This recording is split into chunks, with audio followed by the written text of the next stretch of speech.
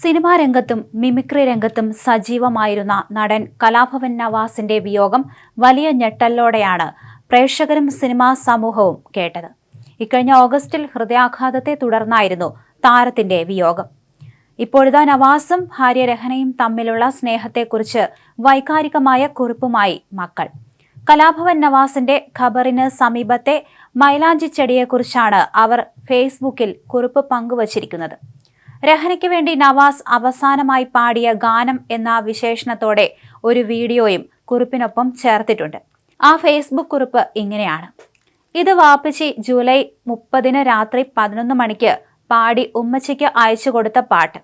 ഇതാണ് വാപ്പച്ചി ഉമ്മച്ചിക്ക് അവസാനമായിട്ട് അയച്ചു കൊടുത്ത പാട്ട്.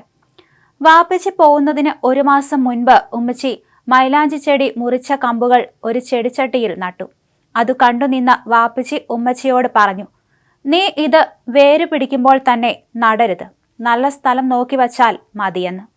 വാപ്പച്ചി പോയി കഴിഞ്ഞ് വാപ്പച്ചിയുടെ ഖബറിൽ നട്ട പൂച്ചെടി പിടിച്ചു. പക്ഷേ കുത്തിയ മൈലാഞ്ചി കമ്പ് ഉണങ്ങിത്തുടങ്ങിയെന്ന് ഞങ്ങൾ ഉമ്മച്ചിയോട് പറഞ്ഞു.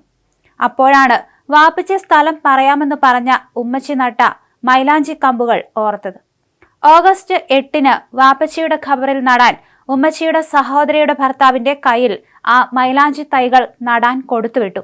അത് നന്നായി പിടിച്ചു. ജീവിച്ചിരിക്കുമ്പോൾ ഉമ്മച്ചിക്ക് തണലായിരുന്നു വാപ്പച്ചി. ആ വാപ്പച്ചിയുടെ ഖബറിന് ഉമ്മച്ചി നട്ട മൈലാഞ്ചി ചെടികൾ തണലാകുന്നു. എന്തൊരു മനസ്സായിരിക്കും അല്ലേ വാപ്പച്ചിയുടെയും ഉമ്മച്ചിയുടെയും. പടച്ചവൻ എല്ലാം നേരത്തെ തന്നെ തീരുമാനിച്ചിരുന്നു. അതേസമയം നേരത്തെയും ഇത്തരത്തിൽ കുട്ടികൾ കുറിപ്പ് പങ്കുവച്ചിട്ടുണ്ടായിരുന്നു. ഉമ്മച്ചിക്ക് ഇഷ്ടപ്പെട്ട പാട്ട് വാപ്പച്ചി പാടിക്കൊടുത്തതാണ്.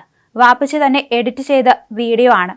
ഇന്ന് ഒക്ടോബർ 27 വാപ്പച്ചിയുടെയും ഉമ്മച്ചിയുടെയും വിവാഹ വാർഷികമാണ്.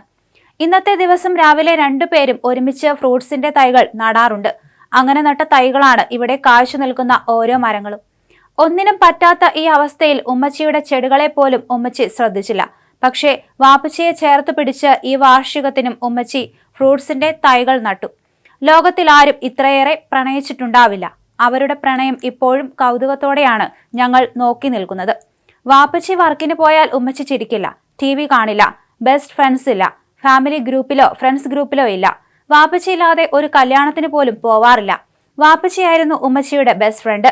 വാപ്പച്ചി വർക്ക് കഴിഞ്ഞ് തിരിച്ചെത്തും വരെ വാപ്പച്ചിക്ക് വേണ്ടി ഉമ്മച്ചി പ്രാർത്ഥിച്ചുകൊണ്ടേയിരിക്കും. വാപ്പച്ചി തിരിച്ചെത്തിയാലാണ് ആ മുഖമൊന്ന് തെളിയുന്നത്. വാപ്പച്ചി വന്നാൽ ഔട്ടിങ്ങിന് പോവാൻ പോലും ഉമ്മച്ചിക്ക് ഇഷ്ടമല്ല. വാപ്പച്ചിയുമായി വീട്ടിൽ തന്നെ ചിലവഴിക്കാനാണ് ഉമ്മച്ചിക്ക് ഇഷ്ടം. 2 പേർക്കും ഒരുമിച്ച് എത്ര നാൾ വീട്ടിലിരുന്നാലും ബോറടിക്കില്ല. ഉമ്മച്ചിക്ക് ഒരാഗ്രഹവുമില്ലാത്ത ആളാണെന്ന് വാപ്പച്ചി എപ്പോഴും പറയും. വാപ്പച്ചിയും അടുക്കളയും ഞങ്ങളുമായിരുന്നു ഉമ്മച്ചിയുടെ ലോകം. ആ കുറിപ്പ് ഇങ്ങനെയാണ്.